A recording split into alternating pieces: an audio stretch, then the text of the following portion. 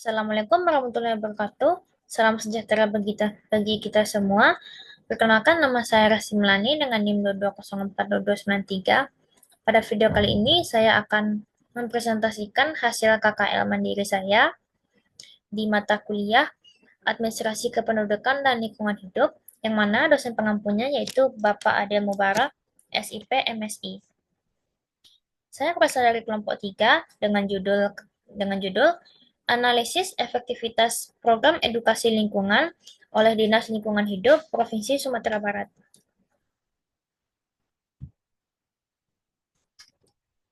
Yang pertama, kita masuk ke latar belakang masalah. Kementerian Lingkungan Hidup dan Kehutanan menggarisbawahi bahwa Indonesia menghadapi berbagai masalah lingkungan yang semakin kompleks akibat urbanisasi, peningkatan jumlah penduduk, serta intensifikasi kegiatan ekonomi yang seringkali mengabaikan prinsip keberlanjutan.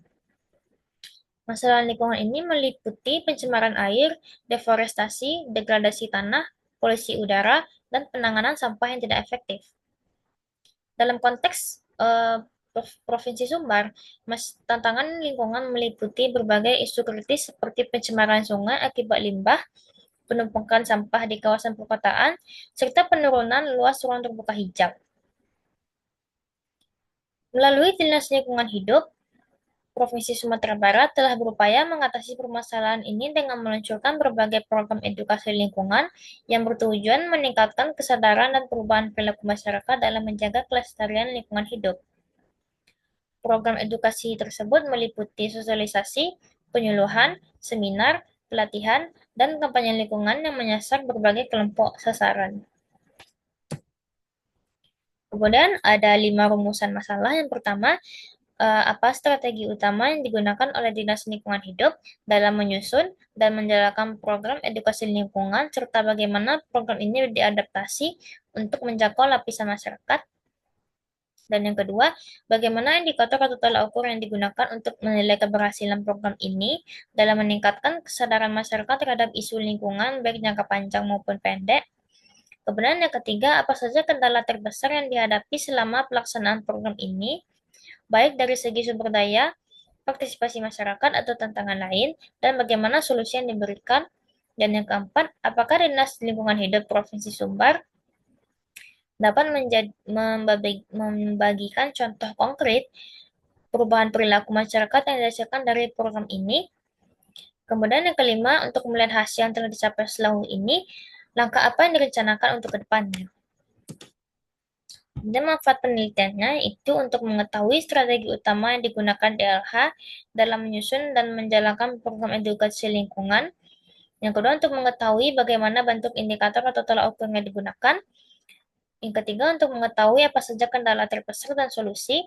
Dan yang keempat, untuk mengetahui apakah Dinas Lingkungan Hidup dapat membagikan contoh konkret. Dan yang kelima, untuk mengetahui hasil yang telah dicapai sejauh ini, langkah apa yang direncanakan ke depannya. Kemudian bab 2 yaitu tinjauan pustaka. Yang pertama, konsep edukasi lingkungan. Edukasi lingkungan didefinisikan sebagai proses yang dirancang untuk meningkatkan kesadaran dan pemahaman mengenai isu lingkungan serta mengembangkan keterampilan untuk mengatasi masalah tersebut. Dan yang pertama ada prinsip edukasi lingkungan. Yang pertama holistik, yang kedua berlangsung sepanjang hayat, pendekatan interdisipliner, kemudian konteks lokal hingga global, dan partisipatif dan aktif. Kemudian pendekatan dalam edukasi lingkungan, yang pertama ada afektif, kognitif, partisipatif, dan sosial. Yang kedua, teori perubahan perilaku dan kesadaran lingkungan.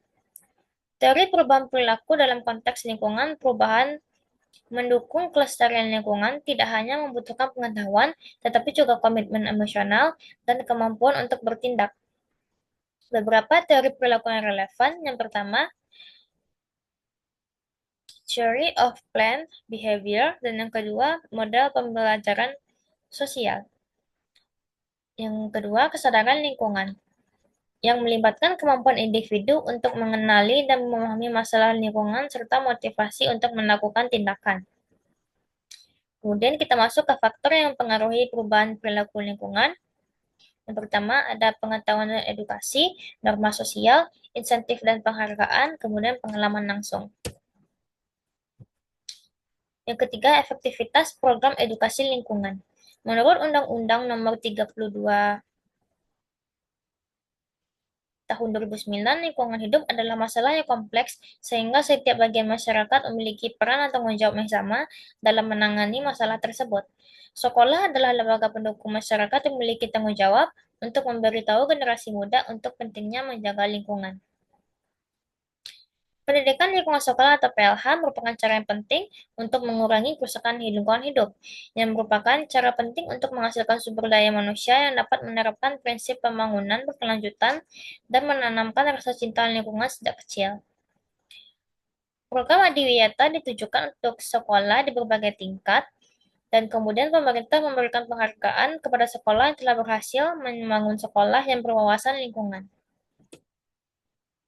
Kemudian beberapa teori yang membahas tentang efektivitas program edukasi lingkungan yaitu teori pendidikan lingkungan, teori partisipasi masyarakat, teori perubahan perilaku, dan teori identitas lingkungan. Kemudian yang keempat, peran pemerintah dalam edukasi lingkungan.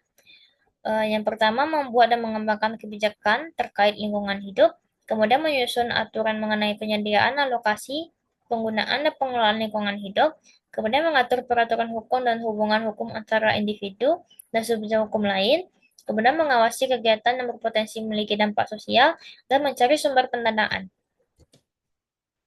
Kemudian jenis penelitian.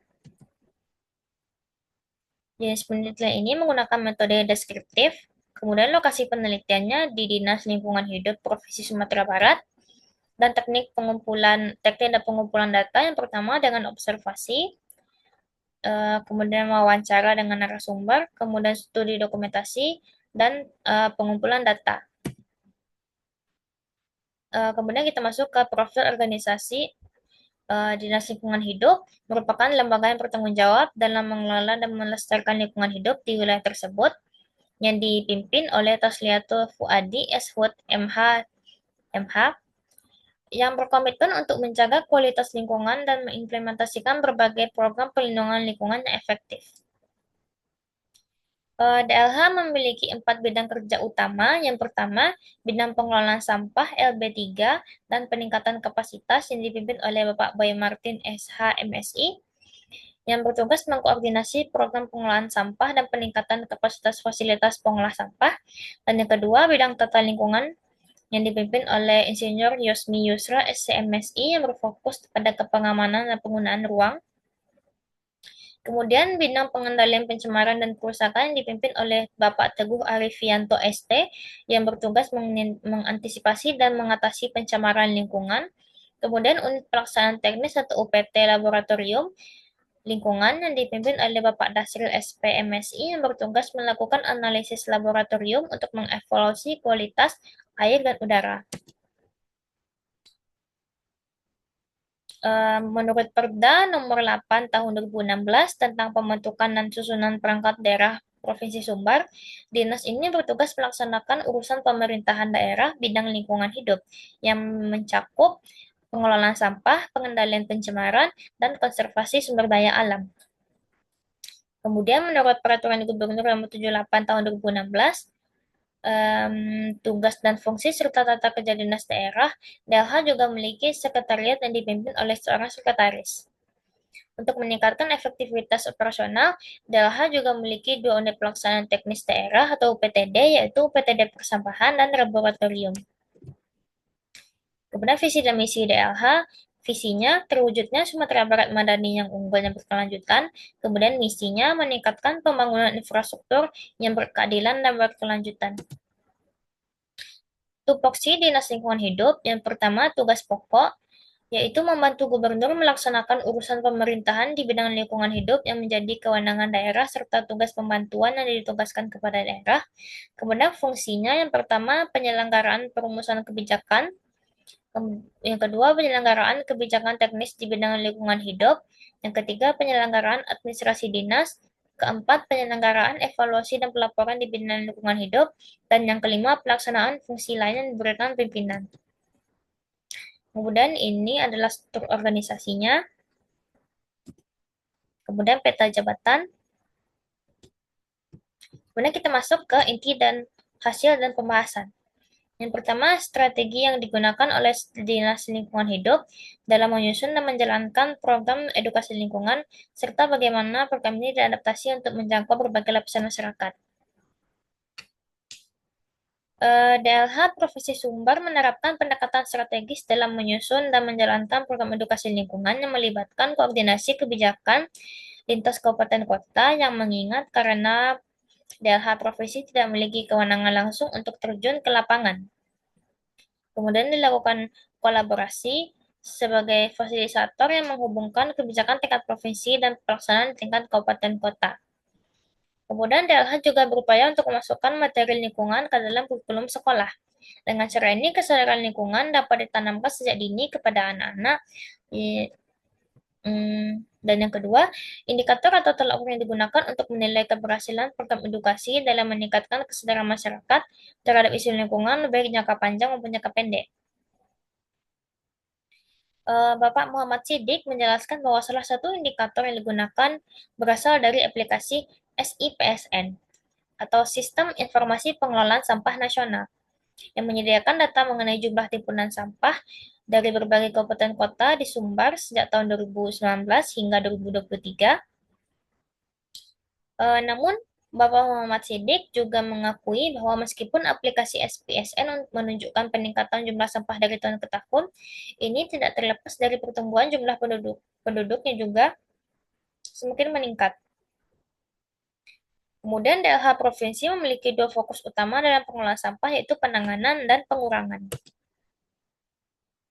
Contoh konkret, edukasi mengenai pemanfaatan sampah menjadi yaitu pemanfaatan sampah organik menjadi kompos dapat mengurangi jumlah sampah yang diangkut ke TPA.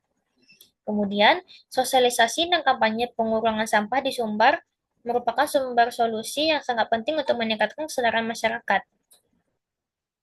Evaluasi jangka pendek dapat dilakukan dengan melihat perubahan perilaku masyarakat dalam waktu dekat dengan sosialisasi dilaksanakan. Kemudian, untuk menilai keberhasilan jangka panjang, DLH perlu melihat apakah perubahan perilaku tersebut bertahan dalam jangka waktu yang lebih lama dan apa ada penurunan yang signifikan dalam timbunan sampah yang diangkut ke TPA. Kemudian yang ketiga, kendala terbesar yang dihadapi selama pelaksanaan program edukasi baik segi sumber daya, partisipasi masyarakat atau tantangan lainnya dan solusi yang diberikan. Beberapa kendala utama yang dihadapi yaitu rendahnya tingkat kesadaran masyarakat, terbatasnya anggaran, minimnya jumlah sumber daya manusia yang memadai, dan kurangnya penegakan hukum terkait. Meskipun program edukasi sudah dilaksanakan secara berkelanjutan, masih banyak masyarakat yang belum memiliki pemahaman dan kesadaran yang memadai tentang pentingnya menjaga lingkungan. Contohnya rendahnya partisipasi dalam program bank sampah. Narasumber menyebutkan bahwa keterbatasan anggaran merupakan salah satu kendala utama dalam pelaksanaan program edukasi di Sumbar. Untuk solusi, menurut narasumber, dengan memperkuat koordinasi antara DLH dengan aparat penegak hukum dalam lembaga terkait untuk memastikan bahwa aturan mengenai lingkungan dapat ditegakkan secara konsisten. Dan yang keempat, yaitu langsung saja saya jawab. Program edukasi lingkungan yang dijalankan yaitu contoh konkretnya eksistensi dan perkembangan bank sampah. Kemudian keberhasilan lain dari edukasi ini berfokus pada pengurangan penggunaan plastik. Dalam pandangan Bapak narasumber, keberhasilan program edukasi tidak hanya diukur dari jumlah organisasi yang telah dilakukan, namun juga kampanye dalam pengelolaan sampah. Kemudian yang kelima, langkah-langkah yang dapat dilakukan yaitu menekankan pentingnya pemasukan program edukasi lingkungan dalam kurikulum pendidikan formal di sekolah yang dapat membantu menanamkan kesadaran lingkungan sejak usia dini. Sekian presentasi saya pada video kali ini. Terlebih dan kurang saya mohon maaf. Terima kasih atas perhatiannya. Wassalamualaikum warahmatullahi wabarakatuh.